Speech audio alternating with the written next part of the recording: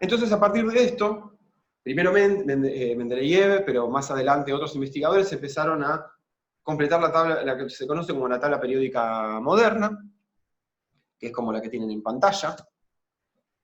Ustedes ya saben que la tabla periódica se organiza en bloques. Está el bloque S, que es el bloque D, el bloque P y el bloque F, que básicamente definen cuál es el orbital o el subnivel más relevante o que más tiene que ver con las propiedades químicas de cada uno de esos elementos agrupados allí, y que es simplemente seccionar a la tabla por configuración electrónica, no es más que eso. En cada periodo se introduce un nuevo primer electrón en un orbital S de un nuevo número cuántico principal, o sea, esto que está acá.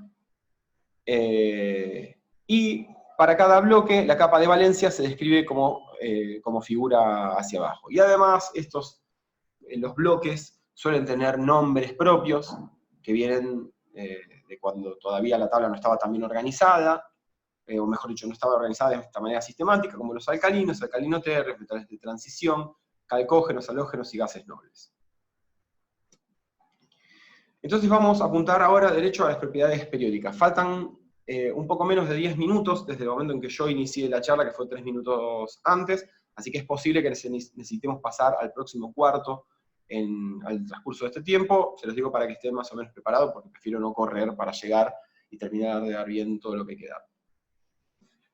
En cuanto al radio atómico, que va a ser la primera propiedad periódica, como ya dijimos, los electrones se pueden definir únicamente en términos de probabilidad, por lo menos así, eso es lo que surge de la aplicación de la ecuación de Schrödinger. Aunque, como saben, los electrones se describen de manera particular, como partícula y como onda. Entonces, en un átomo, según este modelo, no existe una frontera real, un lugar donde se termina un orbital. ¿Sí? De hecho, dijimos, un orbital es la región del espacio donde hay más probabilidad de encontrar el electrón. ¿Cuánto es más? Bueno, el 90% de las veces al electrón lo vamos a encontrar en la zona delimitada por esos lóbulos que veían en la pantalla antes.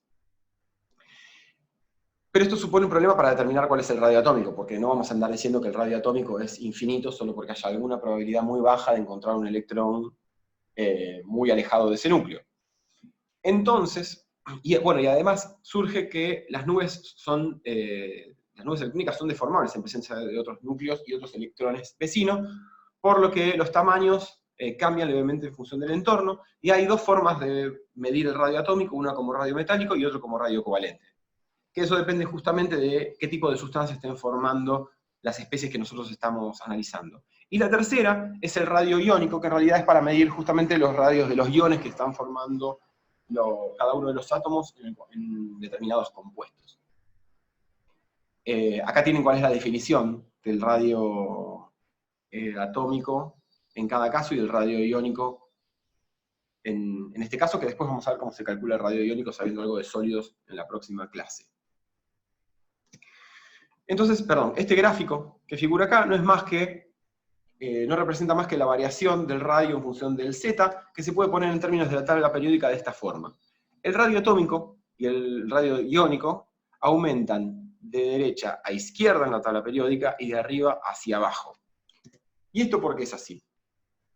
Lo más fácil es ver por qué aumenta de arriba hacia abajo. Hacia abajo aumenta la cantidad de electrones, las capas, los niveles tienen la máxima probabilidad cada vez más lejos del núcleo. Básicamente las nubes son más grandes y más difusas.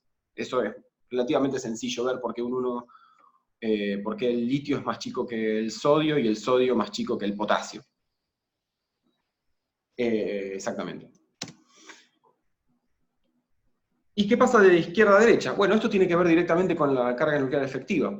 Si la carga nuclear efectiva aumenta de izquierda a derecha, por las razones que ya dijimos anteriormente, entonces el electrón más alejado del núcleo, el último electrón o los últimos electrones, van a sentir una atracción más grande hacia el núcleo, porque la carga nuclear que sienten es más grande a medida que nos corremos hacia la derecha. Y si la carga que sienten es más grande, la posición de equilibrio de esos últimos electrones va a estar más cerca del núcleo, y por ende el radio va a ser más chiquitito, como se ve en la figura.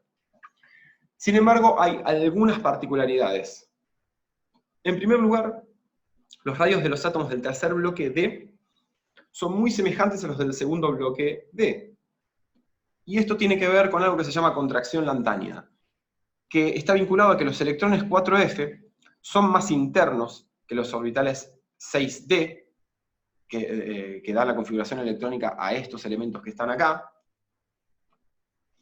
respecto de 5D, que es la de estos, y como pantallan muy mal, entonces la carga nuclear efectiva que sienten todos estos que están acá abajo es más grande de la que uno podría esperar. O sea, siempre aumenta, pero en este caso es mucho más grande de la que uno podría esperar, y entonces los átomos son más contraídos de lo que uno esperaría. Esto va a ser importante después para cuando veamos complejos. En segundo caso, es que los elementos del bloque P siguientes a los del bloque D son más chicos que lo esperado. Si bien se respeta la tendencia, caen más todavía. Y esto tiene que ver básicamente con que justo antes de esos elementos estuvimos poniendo electrones en orbitales del tipo D, y sabemos que los del tipo D también apantallan muy poquito, como los F en el caso anterior. Así que ahí se da como un salto. Si bien la tendencia general se mantiene, se da un salto y son más chiquititos de lo que hubiésemos esperado. Como dijimos antes, radio iónico, digamos, el radio catiónico y el radio iónico también sigue la variación de los radios atómicos, y el radio catiónico es siempre menor que el radio atómico, simplemente porque tenemos un electrón menos que repela la carga del núcleo, y el radio aniónico, perdón, es mayor porque tenemos un electrón más que ubicarlo en un nivel superior.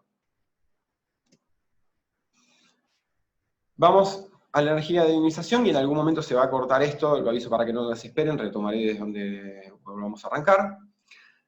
La energía de ionización, entonces, se define como la cantidad de energía necesaria para separar un electrón de un átomo en fase gaseosa.